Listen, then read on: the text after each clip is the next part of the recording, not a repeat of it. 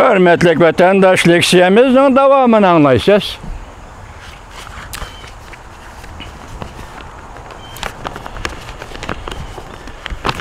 Endiki leksiyeminde bugünkü sağ 2021 yıl 9. ayının 27. günü vatandaşım haftığı düşenbe. Sizler köydüğünü yakında Amerika Erken Asya Radyosu Uygur Til Gruppası'da ilan kılınan bir parça makale. Yaki haber onun mavzusu mındak. John Kerry, Biden hükümetinin Uygurlar bilen kelimat meselesi de qiyin tallaşqa duch kelganligini bildirdi. Muhbir Nur İman, Erken Asya Radyosu Uygur Til Bilimi 2021 yıl 9. ayının 23. günü. Bunu sizlerge yana qayta bir anlatışını men layık tapdım. Vatandaşım haberdar bolun. Haber mındak başlandı.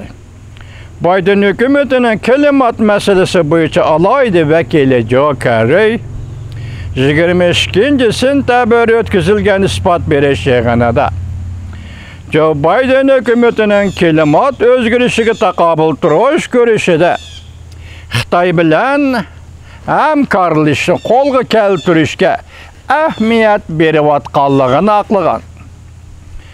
John Kerry Bloomberg gazeti muhbirinin Joe Biden hükümetinin kişilik hukuk meselesini qayırıp koyup kelimat özgürlüğünü tanlığanlığı hakkında sorulan sualığa cevaben mundaq degen.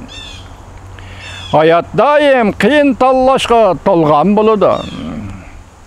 Bulup mu devletler oturısı ki daim muşundaq tallaşlar, devletler oturısı daim çoğun devletler oturısı daim muşundaq tallaşlar buludu. John Kerry ispat beriş yığını öz ağzı bilen Xitayning Uygur mecburi emgekinden paydalanayotganligini e'tirof qilgan. O mundaq degan.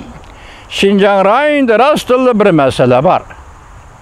Xitoy faqat quyosh energiya to'xtasi ta'minot zanjirida Uygur mecburi emgekini ishlatib qolmasdan balki bilishimizcha quyosh energiya uchun ishlatadigan boshqa bir qancha mineral moddalar uchun mecburi emgek işiltidi. O yana mundaq degan, şundaq.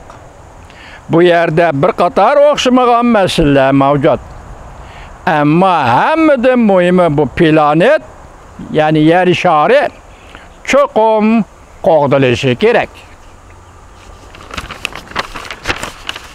Yaqinda Joe Biden, Prezident Joe Biden Xitoy raisi Xi Jinping bilan telefonda ko'rishgan. Amma Aqsaray 90 minutlik suhbatda nimalarning muzokara qilinganligini aniq oshkorlamagan.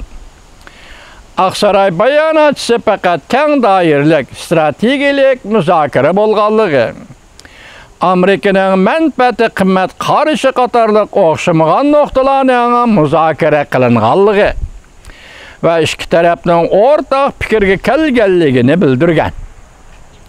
Uygur Kişilik Hukuk Kuruluşu'nun direktörü Ömer Kanat. Efendi bu haqda ziyaretimizde kabul qilib mundaq dedi. Bizden hazır Amerika Devlet Meclisi'de ma'qullanishni saqlayotgan bir qancha muhim qonun loyihalarimiz bor edi. Bu qonun loyihalar taxichi ma'qullikdan o'tmay turgan edi. John Kerry'nin bayonotidan keyin bunun sebebi aniq bo'ldi. Amerika prezidenti Joe Biden vazifaga o'tirgandan buyon Amerikaning g'arb davlatlari bilan bo'lgan aloqasini kuchaytirib, dunyo miqyosida Xitoyga birlikda taqobil turmoqchi bo'lgan edi. Ya'ni Xitoyning Uygur rayoni va Hong Kong elib borgan kishilik huquq dafsandichiligi, Janubiy dengizdagi harbiy tajovuzchilik harakatlari hamda Tayvanga tahdid solish harakati sababli Amerika Xitoy bilan ko'p jihatlarda toqunuşqan idi. Kişilik hüquqni közetiş təşkilatı Xitay bölümünün direktori Sophie Richardson bu vaxtı mundaq dedi. Kişilik hüquqni közetiş təşkilatının Xitayla Uyğurlarga ve başka etnik gruplarga qarata ötküzüp atqan insaniyetke qarşı cinayetiye tutqan pozisiyası şu ki, neme buluşudan qat'i nazar kelimat meselesini kişilik hüquq dəfsəndiçilik bilen tegişkili bolmaydı. Devamını anlayış, hörmətli vətəndaş.